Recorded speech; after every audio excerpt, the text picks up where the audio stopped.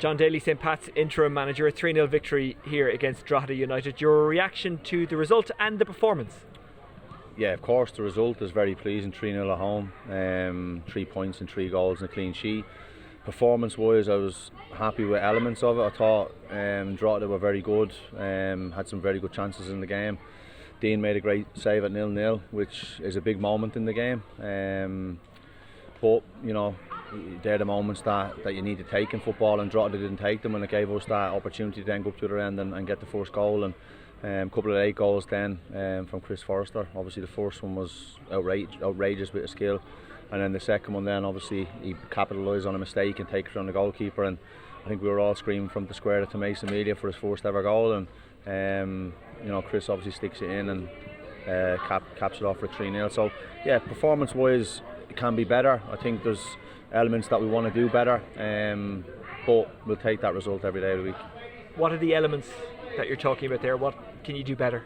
Well, we're trying to change our full-back position a little bit in the build-up. You know, I think it's still a lot to work on. We're obviously trying to play them a bit more narrower, get the wide players given a bit of width, so they can receive the ball facing the full-back rather than receiving it with their back to them, and little things like that we're trying to change tactically.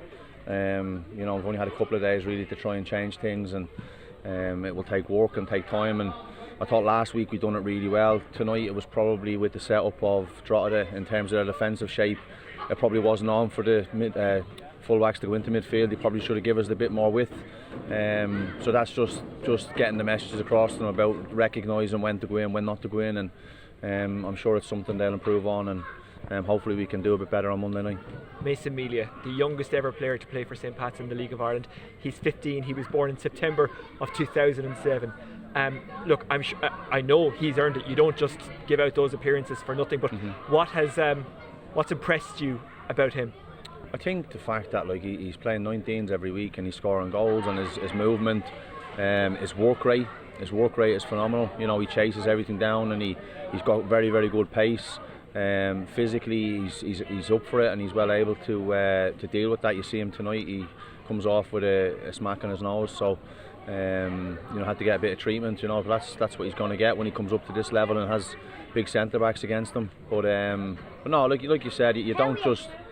How are you doing? You alright? That's not �11𝗬𝗍𝗵𝗲, by the way, just to confirm. Yeah. Oh, brilliant. He wants to talk on the television. He can go after me. Yeah. Probably better than me anyway. Yeah, no, Mason, like you said, you don't just get opportunities like that for tokenism. He obviously came on at 0-0. We were needing a goal, and I felt that he could impact the game, and I thought he came on and done really well. He's obviously, again, you need luck as footballers to get opportunities.